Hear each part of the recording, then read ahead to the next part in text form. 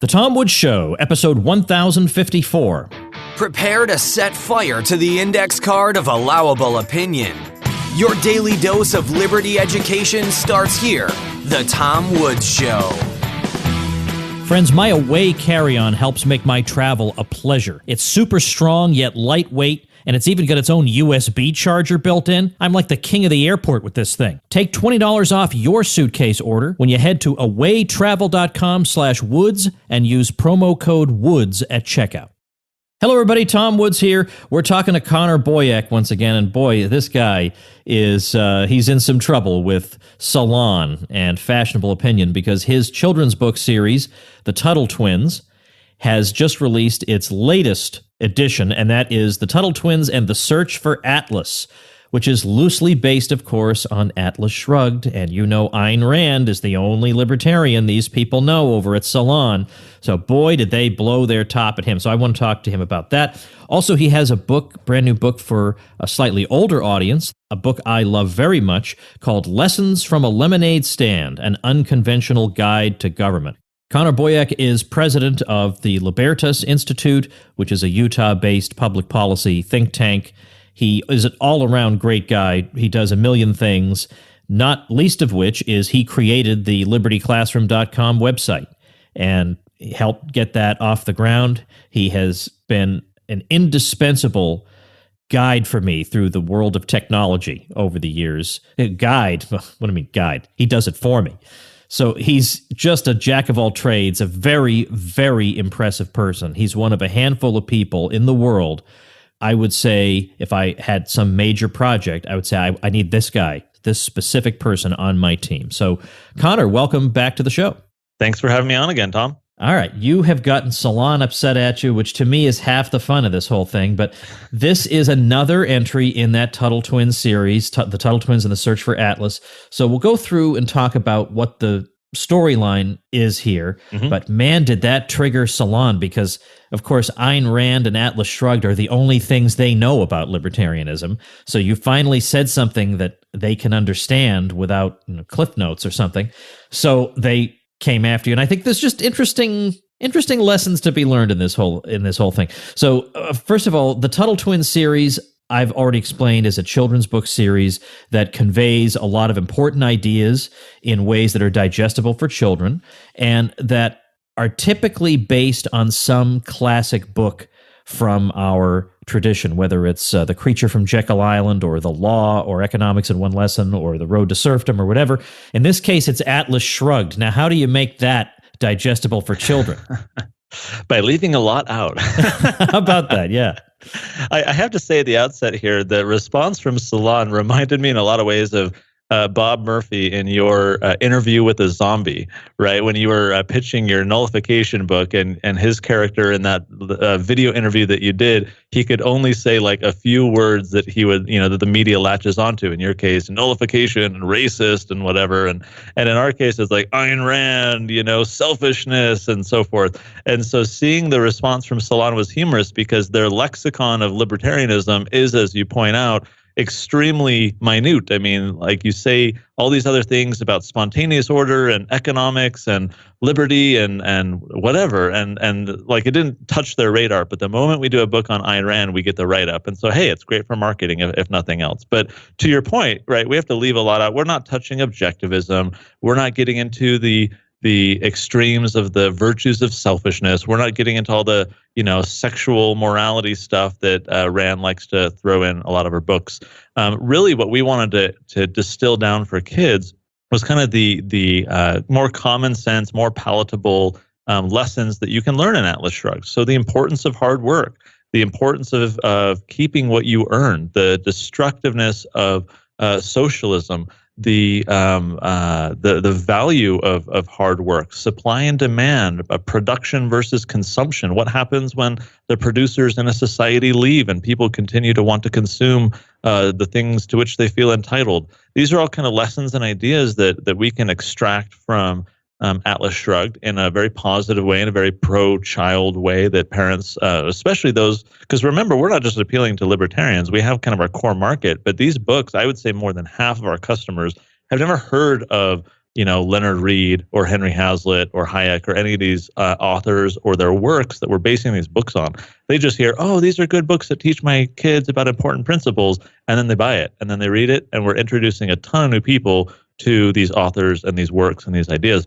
And so we have to make sure that the ideas that we're delivering in this format are palatable, are within the realm of common sense. And if we were to include some of Rand's other stuff, I think we would deviate. But again, that's what Salon latches onto. They think that we're only painting the extremes, in this book, and that we're introducing children to the more memorable and controversial ideas in Rand's work, and that's simply not true. Also, I think one of the frankly common ideas out there is pretty juvenile and needs to be addressed from a young age, which is this guy running the place is just some parasite. I could run this place better than he could. I know better than he does. And yet then you try to do it and the whole thing falls apart. You don't realize that actually it takes an awful lot more to hold this whole enterprise together than you think it does. It's not just some fat guy with a white mustache reclining in his chair and smoking a cigar, sitting around all day, living off the proceeds, letting the thing run itself. That's not the way it works.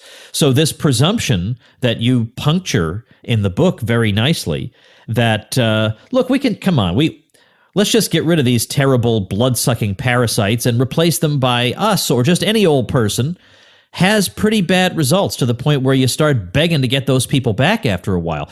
I mean, that is the kind of thing you should have some fundamental understanding of, and yet a lot of people never break out of this childish approach to the world. Infantile, really. I'm so glad you pointed that out, because in sharing the Salon article on Twitter, I was looking at, or when other people were sharing it, I was seeing the commentary that they were putting, and several times people would say something like, this is why we send kids to school, is to get this selfishness out of them and to help them understand the world. And I thought, well, wait a minute. Tom, the very issue that you just brought up is one I think that our public education system exacerbates, and that is this arrogance, this presumption of understanding how the world works, this simplification of extremely elaborate processes where if you and I were to, taking the iPencil approach, really analyze the breakdown of all the people and parts and processes involved, I think that inspires humility to say, oh my gosh, it's amazing that we have a pencil, let alone an iPad and a car and whatever. Whereas I think our system, the culture, the education establishment exacerbates quite the opposite. So to say that, well, we don't, this crazy Tuttle Twins book, you got to send your kids to school to breathe that out of them and educate that away. No, I think it's quite the opposite. I think the system very much encourages this arrogance of, I could do that better than you can. When really, I think the world doesn't quite work that way. And so if anything, I think we need an antidote to what many of these kids are getting in school, are getting in our culture. And that's kind of one of the quote, sinister ideas behind the book series, and especially this book, is to, empower parents with that antidote, because I think that is a huge problem that our culture and environment really fosters. I was actually going to make that same point, so I'm glad you did that. But it's this idea that everything you see around you, the abundance you see around you, really, it either happens automatically or the process by which it happens is so uninteresting that we don't even really need to tell you about it. It's much more important that we explain to you how a bill becomes a law, because that's really what makes the world go round, is bills becoming laws and people with bullhorns ordering everybody around. When in fact, what really makes the world go round is the complete lack of bullhorns, is just spontaneous cooperation across fields and industries and firms where there's this interlocking structure of production that makes possible what we see around us. And something as simple as a pencil, as we learned in that essay, iPencil, and in your book on that subject, actually has a very, very complicated series of steps that are necessary to follow to create it. And nobody gets that. No kid gets that in school. They don't, not only do they get that, but they end up like, you look at the people who believe the same things that this Salon writer does. You look at Occupy Wall Street and the Bernie Sanders people, they end up criticizing the very systems and processes that have produced the things that they use and take for granted, right? It's like people using iPhones to coordinate this protest, to protest capitalism, right? And so in this Salon article, you see them talking about, so here he says, that the book introduces, the joys of libertarianism through a capitalist nightmare centered around a circus. And just the phraseology, the way they introduce this stuff shows that they don't understand this stuff at all. And as you point out, like kids are not only are they not getting these ideas in school, they're being taught, like in some cases they're just left out, and that's understandable. But in some cases, ideas quite contrary and hostile to these ideas are being introduced. What I found most interesting in the Salon articles was when they said that in the Tuttle Twins, it says the Tuttle Twins teach us that it's okay to be selfish so long as you can depict everyone less fortunate than yourself as lazy and entitled. And of course, that's not what the book does. This writer did not read the book. And yet that is kind of the caricature of what a libertarian believes, that there's no rational basis for our principles. There's no objective metrics by which we can judge the veracity of the things we believe. It's just that we're bigoted, mean people who are painting our opposition as lazy and entitled. When in the book, if this guy were to actually pick up a copy and read it, in our version, I should point out, it's not that in our case it's these clowns. I mean, I should maybe briefly mention kind of the overall landscape of the story. Right. It takes place at a circus. The clowns end up being kind of the socialists, the people who feel that they're entitled to lounge around and yet still enjoy the fruits of other people's labor. Chief among them is a clown named Krugy, who we named after Paul Krugman to kind of espouse those central planning ideas. And so here's Atlas, who's a producer. He's helping other people of his own free will and choice. He's very strong. He's the strong man of the circus. He's kind of the star performer. And yet he begins to feel frustrated that everyone else, especially the clowns, feels entitled to the product of his labor. And so he gets so frustrated that he ends up leaving. He says, I quit. He takes off. And the circus begins to fall apart because the very people who were relying on him for help to feed the animals, to set up the tent, to whatever, now no longer have his assistants. Less people start coming to the circus, and so the ringmaster has less revenue. He has to start firing people. Things begin falling apart, and the clowns are like, what gives, right? We want stability. We want the status quo. And yet they were not producing at a level to allow them to consume at the same level. They were mooching, to use Ayn Rand's term. They were moochers off of Atlas's production. And so for the Salon writer to say that, we're teaching kids it's okay to be selfish so long as you can depict everyone less fortunate than yourself as lazy and entitled is flagrantly false. It's simply not true. But again, this is kind of the caricature of our idea rather than the underlying ideas. And frankly, I think these ideas can be simplified enough for even kids to understand. Perhaps I should note also Salon writers and congressmen. It's simple enough. If they were to pick up the book, I think they can understand. Unfortunately, they don't. And so we get caricature writing such as this article. More with Connor Boyack after we thank our sponsor.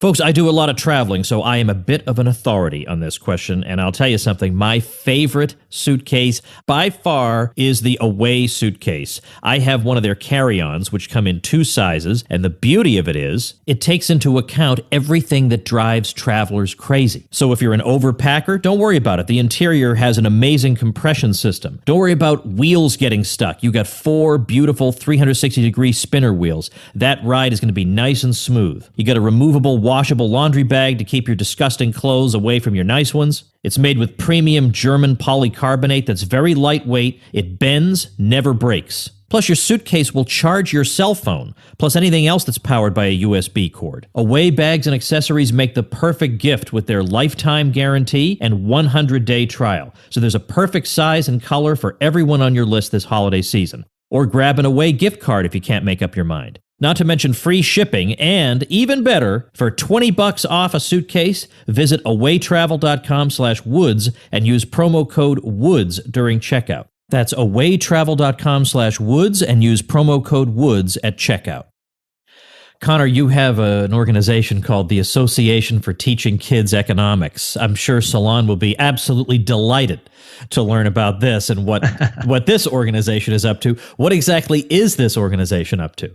So it's not enough to let, homeschool parents or libertarian parents just buy these Tuttle Twins books for their children, an action to which Salon and others like them would object. They write this off as propaganda. They think it's wrong that parents are exposing their children to these ideas. Of course, it's totally okay for the school system and others to introduce them to quite hostile ideas. Parents, for some reason, aren't allowed to to teach their children the values and ideas that they believe, but whatever.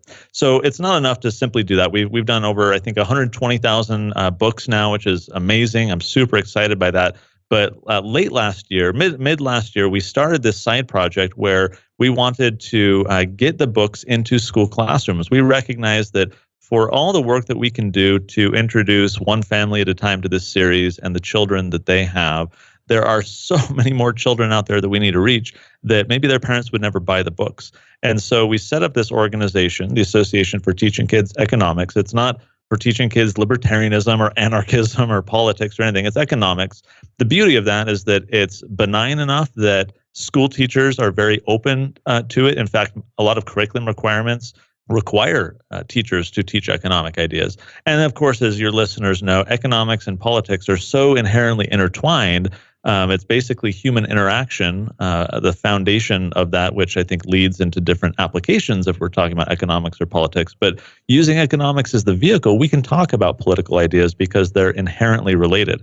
And so this association is designed to raise money from donors to buy copies, print special edition copies of the Tuttle Twins books, especially the Miraculous Pencil book, because that's a really easy book to kind of get in the door for someone new.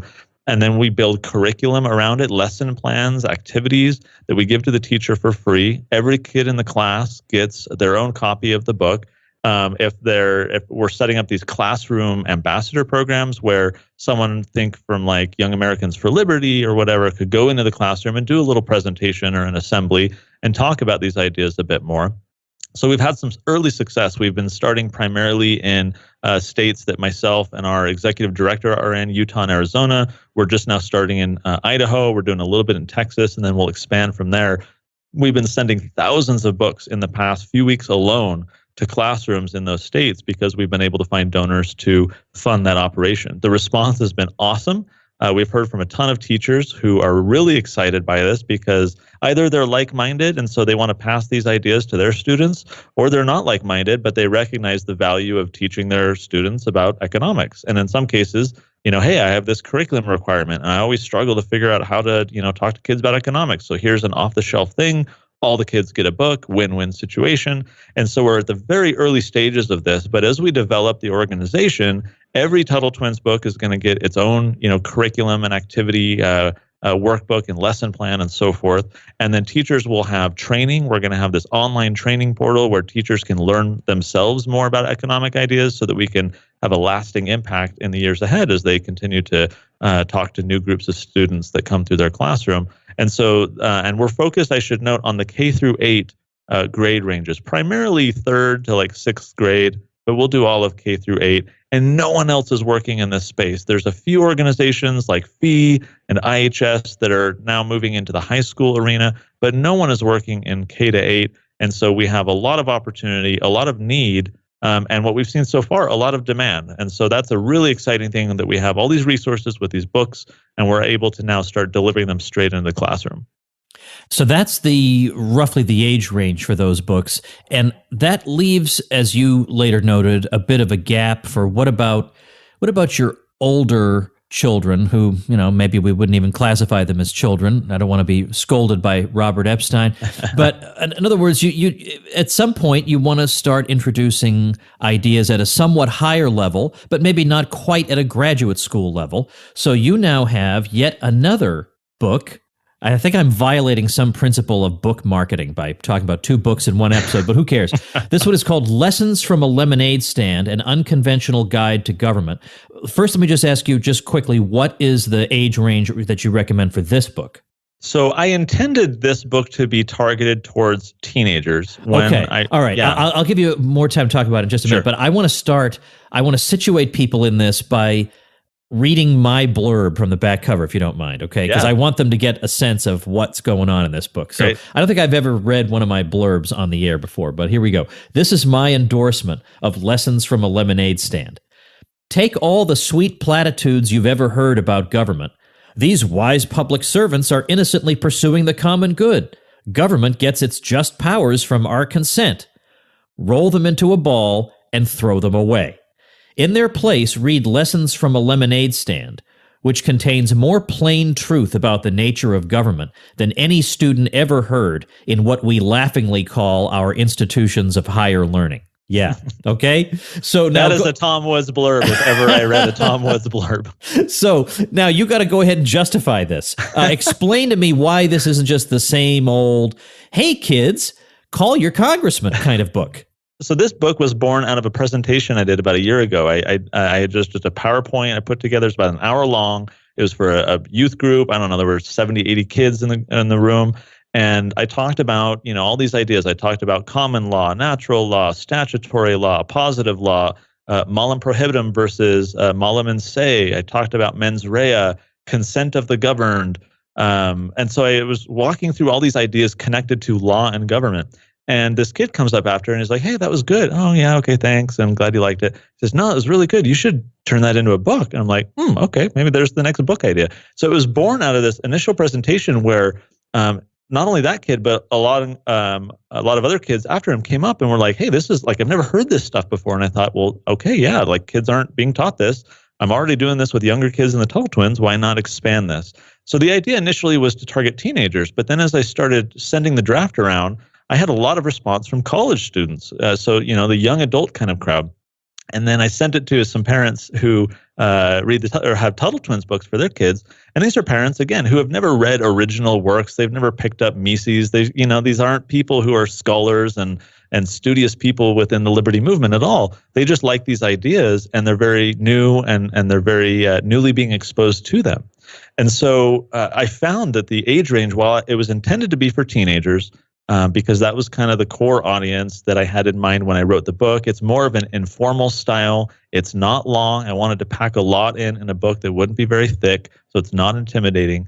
But that non-intimidating format, I've mentioned this, Tom, before on a different podcast episode that we did, that we didn't plan this at all, but with the Tuttle Twins, we have this secondary audience that was unintended, where yes, we were trying to teach kids, but in the same vein, we're now teaching a lot of parents who, as I said, have never read these original books, but now they're reading a fun book with their kids, and the parents are learning as well. It's the same thing I found, at least right now, early on with this Lemonade book. We're intending this for teenagers, but we're getting great response so far from young adults and even adults as well who are unfamiliar with these ideas because the tone is very introductory. But it's all based, as the title has pointed out, around a lemonade stand. We've heard these stories around the country of lemonade stands getting shut down by cops and bureaucrats.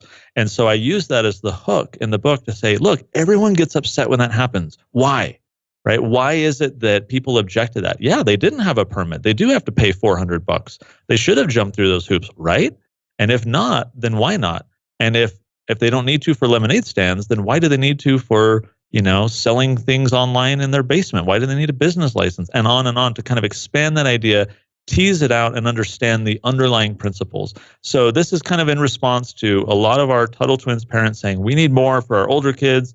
We need more maybe for ourselves. And so now we have an introductory book to these ideas for a little bit older crowd as well.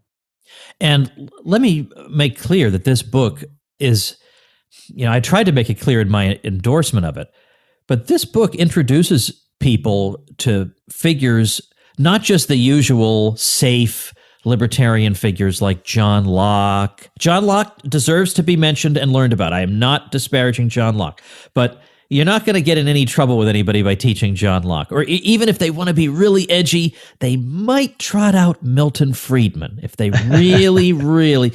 But this book is going to also introduce them to Lysander Spooner, and Murray Rothbard, and people of that caliber. That's exactly the age when people should have the opportunity to hear and evaluate those ideas. Not to say that they have to be propagandized, but that they have to at least have a chance. I mean, what is wrong with just giving them a chance to hear ideas that are obviously significant? And these are people who would be listened to if people of this level of intelligence and output. If they were saying the opposite of what they're saying, you better believe everybody would be learning from them.